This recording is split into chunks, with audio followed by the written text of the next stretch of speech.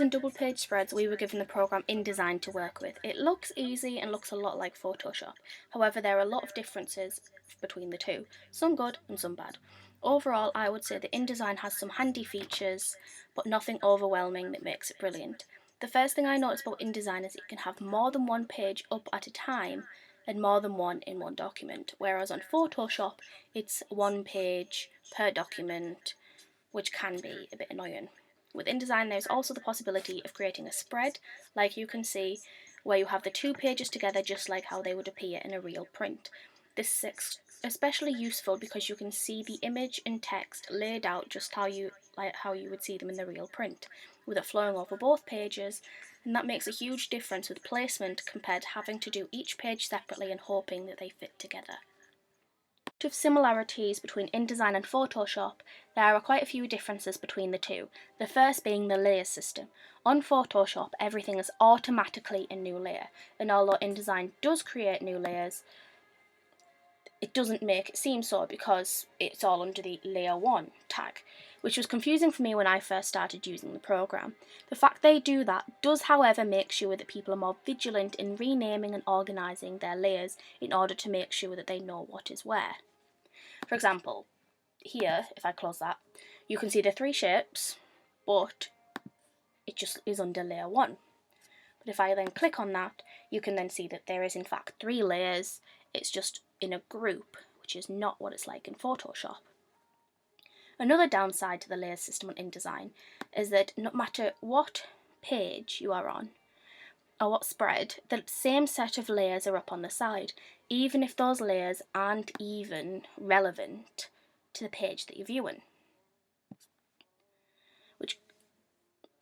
Which can be highly annoying and confusing a lot of the time, is when you rearrange the layers in order of what you want to see at the forefront, you end up messing the layers for one of your other pages, but you don't notice because you aren't even looking at it.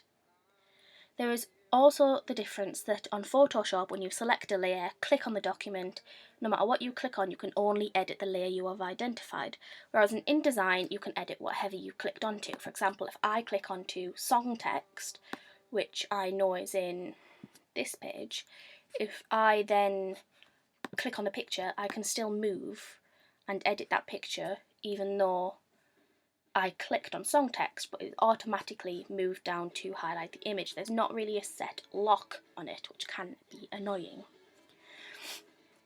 It also causes the problem that even though you order the layers in what order you want to see them, it doesn't mean that when you click on the page, if you have something spreading over the whole document, no matter where you click, it will highlight that image or text. And the only ways to combat that is to hide all of the other layers, then go to select what you were trying to edit. For example, if I try to click on scroll down, if I tried to click on this background rectangle here, then I clicked, it would automatically highlight the image because this image is what's spreading across the page. But if then I hide that image, it will then let me highlight the rectangle. But that can also cause further problems because then it means that if you are editing this rectangle that is in the background, you can't see how that is making your text or the thing that you have hidden from the forefront look. So it's very tricky to make it look as you would want to see it in the end. My final point about the layers is that on InDesign it seems you cannot link or merge the layers like you can on Photoshop, which means you have to move each item individually to realign the item. But luckily that's where those margins come in handy again. For example, if I wanted to keep these two, well, I'll have to hide the image and the text.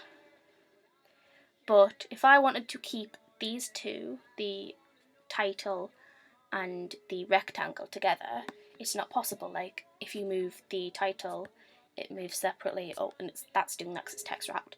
But I then have to move the box separately as well, which is very tricky if trying to keep something lined up.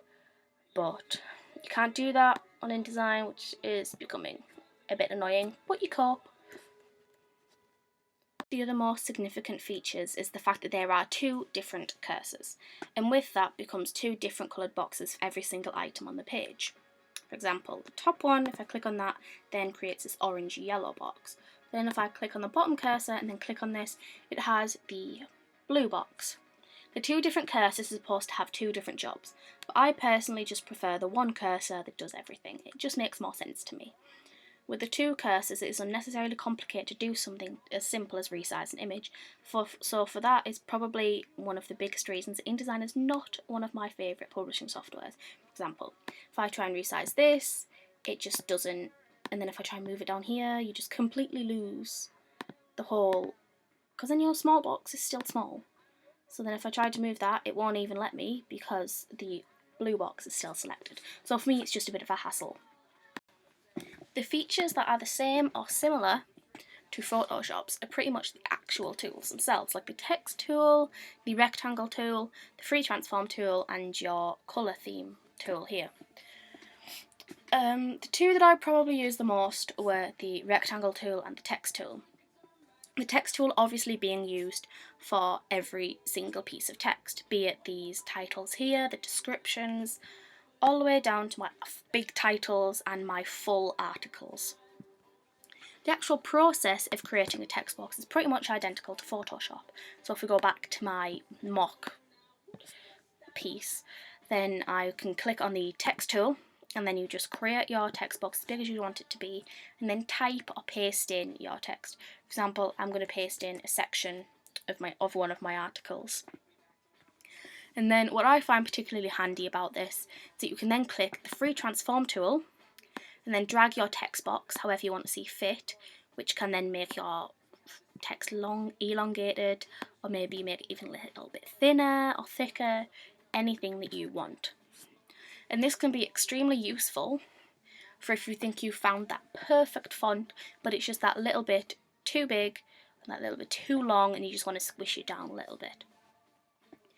Another feature of InDesign that I think is pretty pivotal in the creation of your magazine is the text wrap tool, where you can choose if you want it to be around the bounding box, around the actual image. And that actually makes a difference because for some images, if you insert an image, it's within a rectangle bounding box. But if your image has a transparent background, then you would want to click around the actual object here, because otherwise it'll just follow the rectangle. Whereas if it's got the transparency, it'll follow around the actual shape. For example, on my second double page spread, it follows around his head, as you can see. But the actual image is the full rectangle of the page. What you need to do is usually you need to put your gutter up to 3mm, which is the standard for everything. Like mine is 3mm. And then after that, you just click done, and then everything's text wrapped. But obviously you need to have an object in the way to be able to text wrap it. However, once you've text wrapped one thing, whenever you add another object or another piece of text, it will automatically be text wrapped.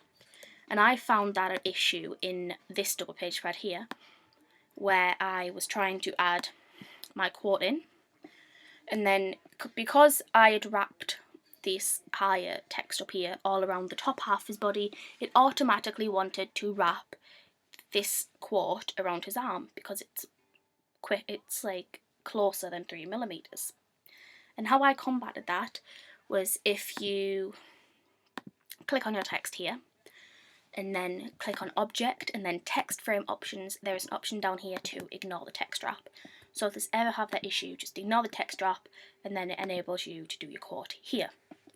Another thing that I found extremely useful was the actual automatic options that you get when creating your text. For example, if I select this, you can then use this A tool here, which actually decreases the space between the lines, which can make it very easy for you to try and cram in those extra sentences. And then you can also make your text wider, the spaces between the text wider, and you can make your text bigger, or the spaces again between them bigger. And you You can probably do much more than that, but that's what I've found that was useful for myself. And I think that is extremely useful because if you decrease the actual space between the letters and between the lines, I think for me it allowed me to put in an extra full paragraph, which is space that I would otherwise have not had and might not have got the detail into my magazine that I would wanted to have it in. So the default tools are actually some of the best tools to use. You don't need to use lots of fancy things. The tool I used the most was the rectangle tool. I use this for the backing of every question in my articles, as well as the whole background of my other double page spread. With the rectangle tool, you can make any sized rectangle you need, as well as changing the colours and even the opacity of the box that was created. And I find this extremely useful for my questions here because it made sure that it highlighted the title but didn't make sure that you can't read the text. It was also useful for the background logo here because it made sure that the colour was striking enough to actually create a background, but it also didn't detract from the actual text itself. So you can have the colour, you can have the boxes, and you can also layer the boxes on top of each other, and all you do is adjust the opacity. But the only problem with that is if the box on top is not opaque enough, then the blue will start to come through underneath, and as you can see that here, where the red is not bright enough, and then you can still see the grey coming beneath it, but I really couldn't do much with that. Probably the biggest problem I initially had with InDesign is that all of the boxes stay even when you've clicked off of them. For this particular piece, I already have it in the view, but if you click view display performance and then you're screen mode, and then you've clicked normal. So this is how it would usually come up with every single text box, even though I'm not clicking on anything normal, I'll click off. Every single box around the text, the image, everything is there, and if you click on one thing, you've most likely clicked on the wrong thing, which means you can't even see the tiny little texts. Like if I had a small letter here, you would not be able to see it through the boxes. So if you want to have it like I previously had it, you can click on view, screen mode, and then if you click on preview, it gets rid of all your boxes. But a lot of the time I would actually advise using it in your normal mode, because then you still have your guidelines, you can still make sure everything's in line. Like for example, when I did this, I just used, for my first section, which was baby metal, I made sure that baby metal and the description and the page on the opposite side was all in line and within the margins, and then from then on I went on to my preview mode, and then I just made sure that basically everything was in line with baby metal. So that's how I did it, but it's not really the advised way. But I did keep checking back to make sure it was all in line, and I just think that that's personally better for me. My last pointer for InDesign is that initially everything looks very low quality and blurry on the page, but that is all down to the screen mode, which is just below the screen mode, but particularly the display performance, which is here. For example, if you just click on the typical display and then I scroll down to my main image, it doesn't look very good. But if then I click on view and then display performance and then high quality display, it takes a couple of moments to load, but then your image pretty much becomes perfect. I prefer to work in the high quality mode because it's much easier to see if there's a significant imperfection on your image or text, which in turn makes issues a lot easier to rectify and ensures that you are creating the best possible product you can. Like I mentioned before, I don't think that InDesign is a bad software by any means, it just isn't the best thing in the world. Some things are overcomplicated on the program and some are underdone. There is no middle ground with this. Even with that opinion on the software, I am very happy with how I managed to use the tools and the outcome that I have completed. I don't think I would have been able to create this kind of outcome with Photoshop or any other Microsoft kind of application. So I am happy that I used InDesign. It just takes a lot of getting used to.